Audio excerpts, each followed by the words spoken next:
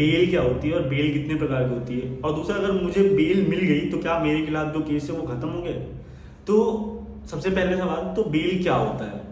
Bell एक माध्यम है कि अगर आपके खिलाफ कोई भी केस हो गया है और या तो आपका अरेस्ट हो गया है या फिर आपको लगता है कि आपका अरेस्ट होने वाला है, तो इन दोनों ही सर्कमस्टांसेस में आप कोर्ट से बेल के लिए अप्लाई कर सकते हो। और जब तक आपका केस चल रहा है, जब तक ये डिसाइड नहीं हो जाता कि आप या तो कन्विक्ट हो रहे हो या फिर एक्विट हो रहे हो। कन्विक्ट होने का मतलब जो भी एलिगेशन आपके अगेंस्ट है, वो जिसने भी एलिगेशन आपके अगेंस्ट लगाई है, तो अगर ये प्रूव कर लिया जाता है बियॉन्ड द रीजनेबल डाउट कि हाँ ये सारे एलिगेशन आपके अगेंस्ट बनते हैं, तो उसको कन्विक्शन बोलते हैं। और अगर आप के अगेंस्ट ये सारे allegation beyond the reasonable doubt prove नहीं हो पाते हैं तो आप एक्विट हो जाते हो। अब जब तक ये होता है तो इस स्टेज तक आने तक इसमें काफी लंबा समय लगता है। तो एक बेल का उपाय बनाया गया है कानून के द्वारा, जिसमें आप अगर आपके अगेंस्ट कोई भी केस दर्ज हो जाता है और आप कुछ गाइडलाइंस हैं, कुछ शर्तें हैं कोर्ट की, अगर आप उसको मानते हो तो आपको बेल मिल जाती है जब तक आपका केस चल रहा है। तो ये होता है बेल। अब बेल कितने प्रकार की होती है, तो बेल 3 प्रकार की होती है मुख्यतः, रेगुलर बेल, एंटीसिपेटरी बेल और एक बेल होती है इंटरिम बेल, जो कि अलग अलग ग्राउंड पे आपको मिलती है। रेगुलर बेल होती है जब एक बार आपका अरेस्ट हो गया और आप कस्टडी में हो तो आप रेगुलर बेल के लिए अप्लाई करते हो।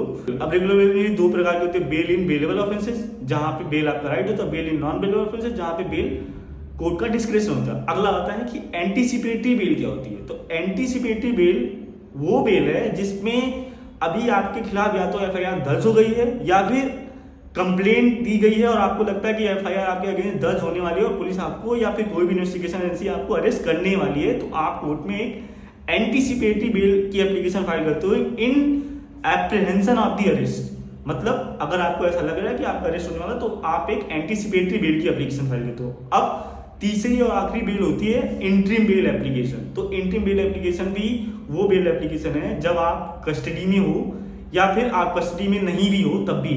तो पहला बात करते हैं कि इंटरिम बेल जब आप कस्टडी में हो। तो जब आप कस्टडी में होते हो तो मान लीजिए अब आपको कोई मेडिकल इमरजेंसी है या फिर आपकी फैमिली में कोई मेडिकल इमरजेंसी या फिर अन्य कोई ऐसा बहुत इमरजेंसी जो आपको मजबूर कर देते हैं कि आपका जेल से बाहर आना जरूरी है, और आप कोर्ट को सेटिस्फाई कर देते हो कि आपका जेल से बाहर आना, चाहे वो 5 दिन 10 दिन या जितने दिन की भी जरूरी है, जेल से बाहर आना जरूरी है, तो उस केस में आप ये इंटरिम बेल फाइल कर सकते हो। अब इसके मेडिकल रीजन हो सकते हैं और भी बहुत सारे रीजन हो सकते हैं। अब इंटरिम बेल एंटीसिपेटरी बेल में भी फाइल होती है जहां पे आपको बस इंटरिम प्रोटेक्शन मिलता है कि जब तक मेरी इंटरिम बेल चल रही है तब तक पुलिस मुझे अरेस्ट ना करे, मैं इन्वेस्टिगेशन ज्वाइन कर रहा हूँ। क्या बेल हो जाने से आपका केस खत्म हो जाता है? तो इसका जवाब है नहीं।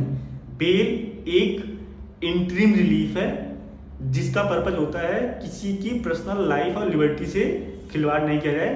बाकी अगर आप कन्विक्ट हो जाते हो तो आपको फिर से जेल जाना होगा जितने भी साल की सजा होती है। अगर एक्विट हो जाते हो तो फिर आप जेल से बाहर ही रहोगे।